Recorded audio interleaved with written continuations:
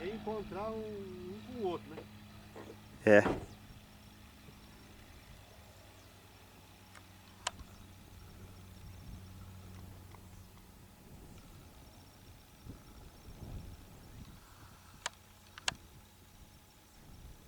Caralho, esse voo tá demorando pra cacete. Demorando muito.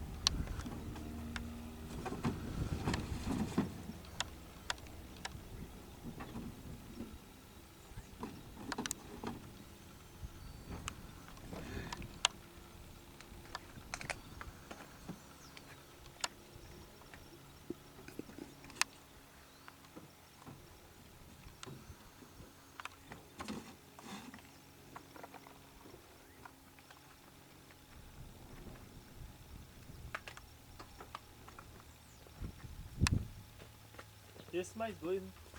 Esse mais um. Ticão aprendeu a pousar bem. Hã? Ticão aprendeu a pousar bem.